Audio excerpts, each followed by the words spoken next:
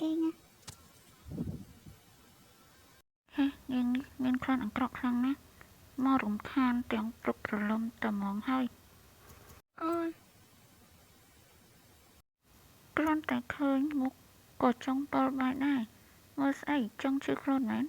ស្រីខ្លាន់ស្អុយនេះចាំមើលយើងលៀងខ្លួនឲ្យឯងចាស់តើមានរឿងអីហ្នឹង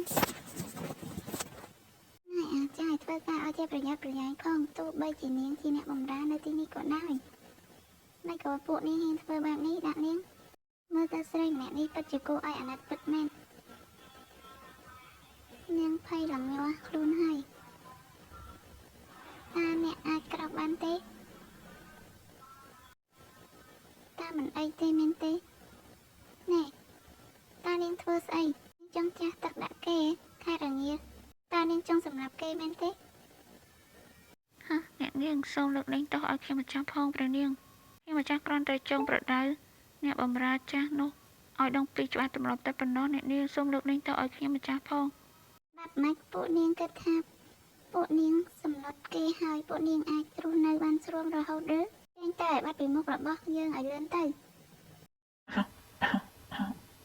តើមានរឿងអីកើតឡើងអាពេលហ្នឹងគួរតែដឹកដៃគេទៅទទួលទានអូស្ការឬអត់ណោះបើសម្ដែងពូកែដល់ម្លឹងហេតុអីក៏ត្រង់ហេតុអីតើមានអ្វីដែលសំខាន់ហេតុអីបានជាត្រង់មិនទៅរៀបចំខ្លួនទៀតតើត្រង់ចង់ពាក់ឈុតនៅផ្ទះនេះឬឈុតនៅផ្ទះអានឹងស្អីព្រះអង្គបានកោះហៅយើងមិនស្រួលខ្លួននោះទេយើងគ្រាន់តែចង់ឲ្យនាងទៅជំនួសយើង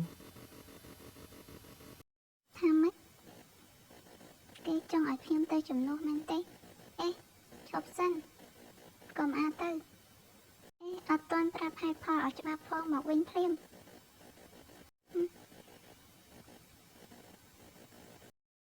តើអ្នកមីងឈ្មោះអីខ្ញុំម្ចាស់ឈ្មោះហួយនឹងអូនណាពួកយើងនៅជាមួយគ្នាចាប់ពីពេលនេះតទៅហើយពួកនាងស្អែកមិនចាំបាច់មកទេចាព្រះនាងម្ចាស់ចឹងនិយាយថាខាងសម្ដែងយូរហើយនៅតែមានដងដូចដើមហ្មងខ្ញុំបានឮថាមនុស្សស្រីនៅវ៉ាន់រូគឺគួរឲ្យខ្លាចជាមនុស្សឆ្កួតមិនរំពឹងថានាងគឺជាម្ចាស់ដែលមានចិត្តល្អបែបនេះសោះខ្ញុំគួរតែជប់ស្ដាប់ទេខ្ញុំបងស្រីចិត្តអាក្រក់របស់ខ្ញុំគួរតែជាស្នំស្ដាច់នឹងស្រើទេមានអារម្មណ៍ដូចជាមិនស្រួលសោះ